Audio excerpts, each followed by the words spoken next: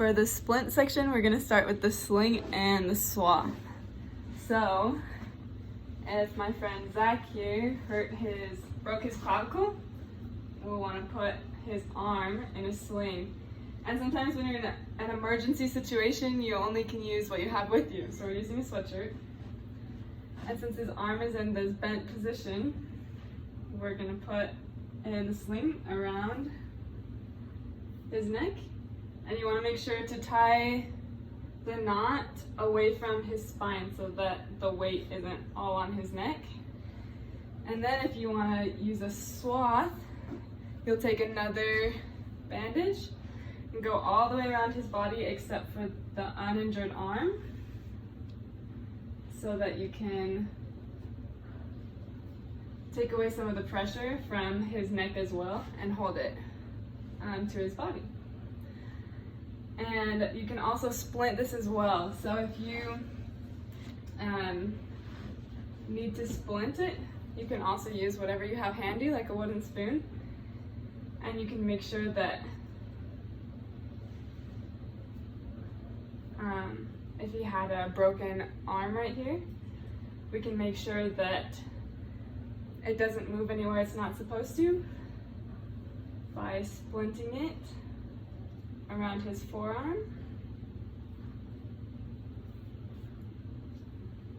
before we put it back into the sling with the sweatshirt.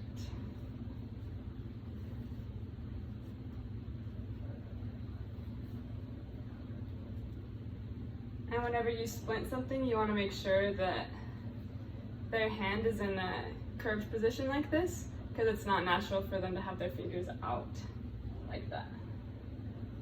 So we're going to put it back in the sling.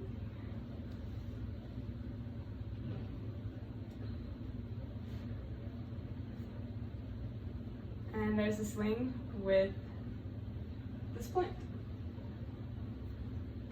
And it's the same with his forearm right here. And now we're going to do, we're going to splint a long leg if you were to break his leg. And you need to keep it stable. We're going to use a broom so that we can put it right up against him so it doesn't go anywhere. And then you would want to use as much fabric as you can to wrap it all the way around so that you can hold the splint in place. And you just go all the way around like this, all the way down here. And you can take other material like a blanket or a sweatshirt to stabilize it all the way up on his upper thigh as well.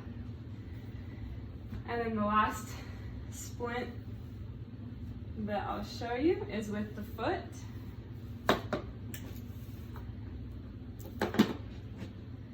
So you can also use a wooden spoon for this to make sure that his foot isn't moving where it shouldn't be. But the same thing applies as with his hand. You want to make sure that it doesn't go all the way up on his toes so that he can still have mobility there if he needs it. And you take the bandage and go all the way around to hold it in place.